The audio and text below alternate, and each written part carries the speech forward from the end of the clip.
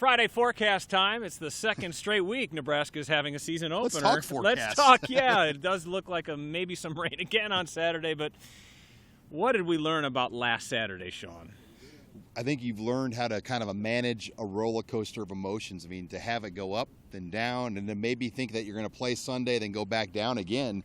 These are one of the weeks as a head coach, a coaching staff, you really earn your money because you've got to regroup a bunch of young men and manage emotions and get them laser focused again for what they thought they were going to have the previous Saturday, and it didn't happen. So there's a lot for Scott Frost to manage this week, and I think in general they've done a fairly good job of doing it so far. Scott Frost and his staff, he says that this is the third straight season that they've had some kind of weather-related game suspension / cancellation, and so this group is a little snake bit. Hopefully that's the only one for 2018. Let's talk about Adrian Martinez because he was ready to go.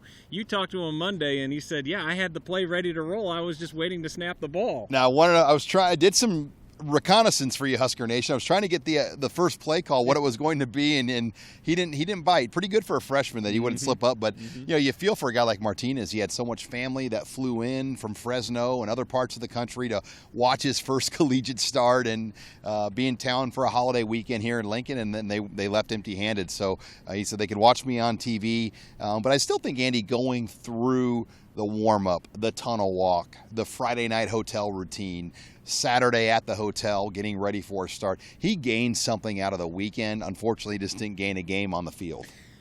Staying with that glass half full approach, Colorado does not have any game film on Nebraska. Scott Frost says it's probably more of an advantage to have it played a game, but still, is that a good thing that they don't have any film to study on this group of Huskers? I mean, I think it can be, especially week 2. I think you're so used to week 2 as any team that you're going to kind of know your opponent a little bit better.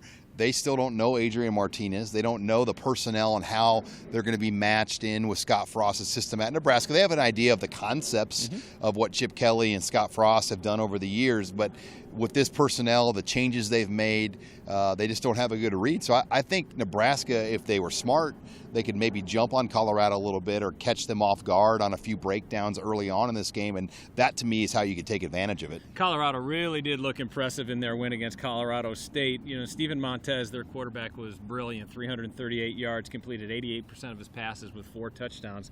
This Buffalo team is going to be a tough task, isn't it? Well, and they're big and physical and heavy up front. They have good linemen on both sides of the ball. So that will be a test for Nebraska's O-line and D-line. But you mentioned Montez, their quarterback, a veteran starter that's been around the block. He's played in a lot of major games in his time at CU. And Nebraska's got a very inexperienced secondary as far as playing together as a unit in a lot of areas. So how will that group kind of work together? A group that was very suspect a year ago. Lamar Jackson, DiCaprio Bootle have played a lot of games, but you could have some freshmen out there, and Cam Taylor, Braxton Clark, transfer Trey Neal. There's a number of new faces, Deontay Williams, that will be tested really early and often in this game on Saturday. And kind of a cool matchup because Colorado, an old foe, kind of brings back a lot of memories for Husker fans. It really does. I'm excited about it. Nebraska's got a 4-year series, I believe, Andy, with the Buffaloes. This is the first of the 4. And next year we go out to Boulder. That will be a fun trip, and can't imagine how many Husker fans are going to voyage down I-80 to get out to Boulder for that game. And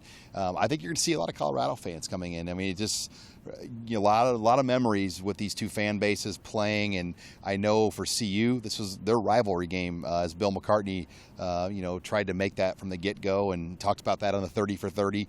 So it will be fun just to relive a little bit. Now a lot of these guys, their memory of Colorado, Nebraska, because they're a lot younger, was the 2008 game when Ndamukong Suh had the pick 6 on Cody Hawkins, and then Alex Henry made a 60 or 58? It was 58, I believe. 58-yard field goal to win the game here in Memorial Stadium, and they can't relive the 90s memories of some of those games that you and I or Matt Davison and guys like that can relive. Well, we're going to add another chapter to Colorado, Nebraska. It's Saturday. It's a 2:30 kick. It's on ABC nationally in Omaha. You can watch it on KETV.